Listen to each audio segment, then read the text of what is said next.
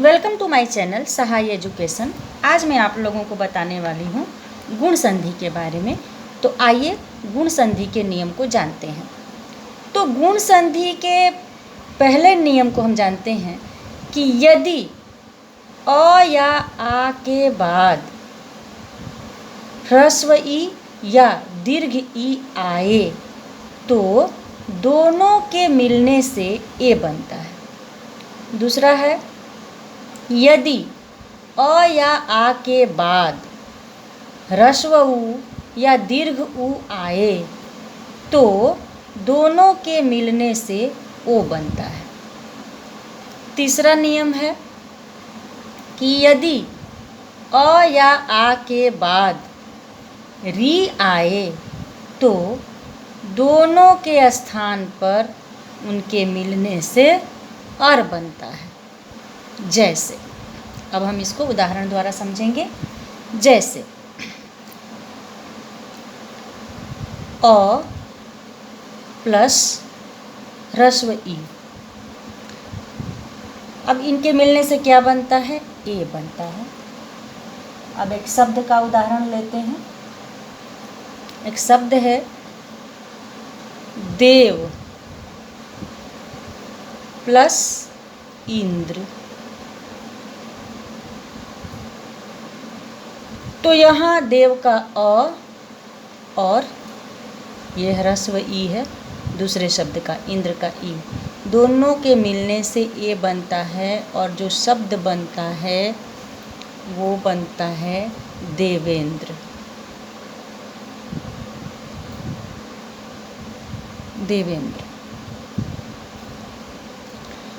अब एक दूसरा उदाहरण लेते हैं। अ प्लस, जैसा कि नियम में हम लोग पढ़े कि अ या आ के बाद ह्रस्व ई या फिर दीर्घ ई आए तो दोनों के मिलने से ए बनता है। तो यहाँ तो ह्रस्व ई का उदाहरण हम लोग देखें। अब देखते हैं दीर्घ ई का उदाहरण। तो दीर्घ ई और अ इन दोनों के मिलने से भी ए बनता है। इसका एक उदाहरण देखते हैं। जैसे नर प्लस ईश। अब यहाँ नर का अ, आखिरी वर्ण इसका अ है और ईश का पहला वर्ण दीर्घ ई, इनके मिलने से भी ए बनता है और जो शब्द बनता है वो बनता है नरेश। नरेश। अब हम दूसरा उदाहरण देखते हैं। यहाँ आ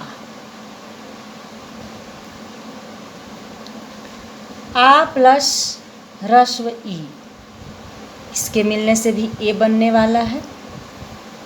अब शब्द द्वारा हम देखते हैं।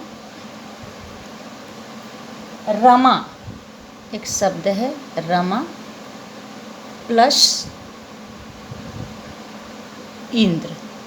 अब इसमें जब मेल करेंगे तो यहाँ रमा का आखिरी वर्ण आ और इंद्र का पहला वर्ण है ह्रस्व ई, इन दोनों के मेल से भी ए बनेगा और जो संधि करने के बाद जो शब्द बनेगा वो होगा रमेंद्र।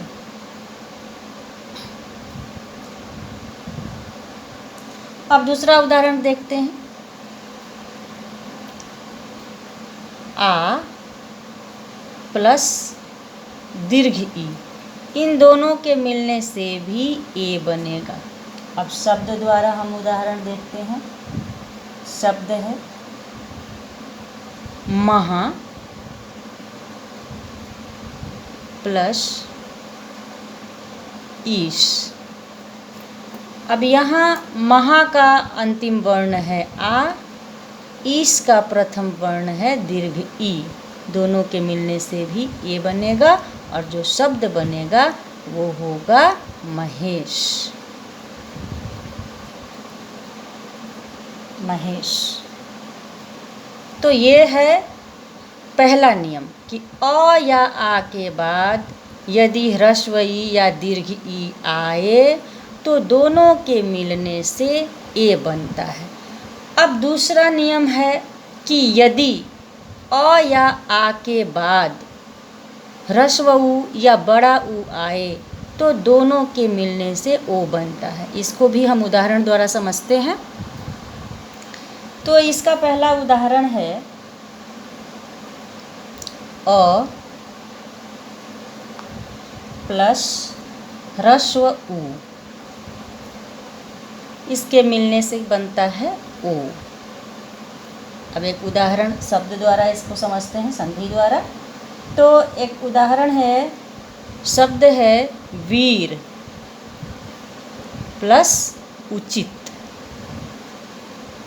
अब इसमें संधि करते हैं। तो वीर का आखिरी वर्ण है अ और उचित का पहला वर्ण है ह्रस्व ऊ, और जब इन दोनों का मेल करेंगे तो बनेगा ओ।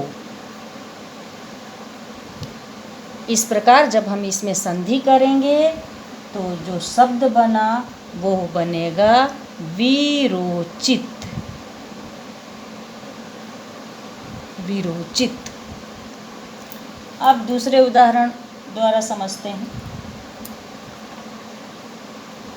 अ प्लस दीर्घ ऊ, अब इसका भी जब मेल होगा तो ओ ही बनेगा। अब इसको उदाहरण द्वारा समझते हैं। एक शब्द है जल प्लस उर्मी।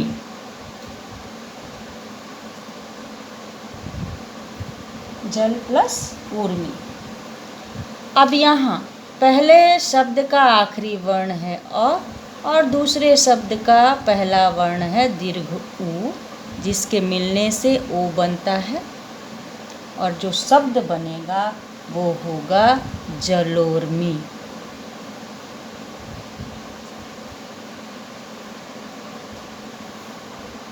अब दूसरे उदाहरण द्वारा समझते हैं। अब यहाँ पर है आ प्लस ह्रस्व ऊ, इसके मिलने से भी ओ बनता है। एक शब्द है महा प्लस उत्सव। अब यहाँ महा का आखिरी वर्ण आ, उत्सव का पहला वर्ण ह्रस्व ऊ, इसके मिलने से भी बनता है ओ, और जो शब्द बनेगा वो होगा महोत्सव।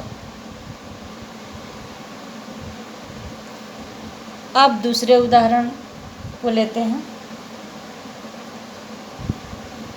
आ प्लस दीर्घ ऊ, इसके मिलने से भी ओ बनता है। इसको भी उदाहरण द्वारा समझते हैं। एक शब्द है गंगा प्लस ऊर्मी।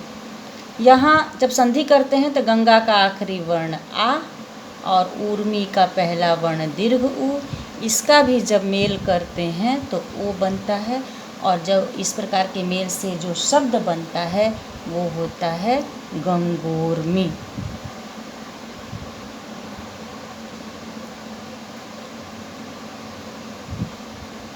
अब एक और उदाहरण लेते हैं।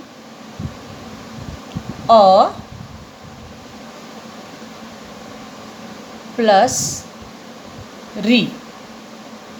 अब अ और री के मेल से क्या बनता है? तीसरा नियम हमने पढ़ा कि यदि अ या आ के आगे री आए तो दोनों के मिलने से अर हो जाता है। तो जब इसका मेल होगा तो क्या बनेगा? अर। अर बनेगा। इसको भी उदाहरण द्वारा हम समझते हैं। जैसे एक शब्द है राज प्लस ऋषि। अब जब इसमें मेल करेंगे तो राज का आखिरी वर्ण अ और ऋषि का पहला वर्ण री, इसके मेल से बनता है अर। तो जो शब्द बनेगा वो होगा राजर्षि।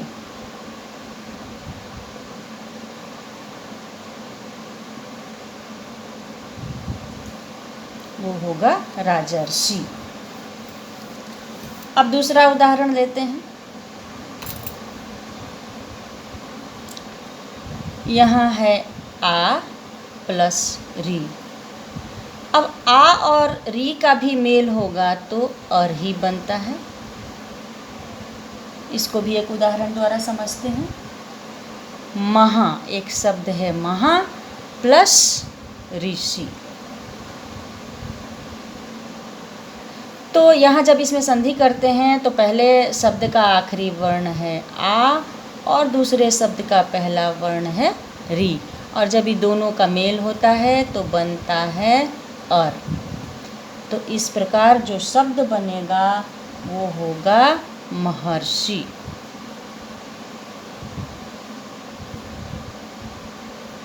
महर्षि। तो इस तरह से हमने गुण संधि के नियमों को पढ़ा। उम्मीद है आप लोग को अच्छी तरह से समझ आई होगी। अगर कहीं कोई डाउट है तो आप कमेंट करें, मैं उनका जवाब ज़रूर दूंगी। धन्यवाद।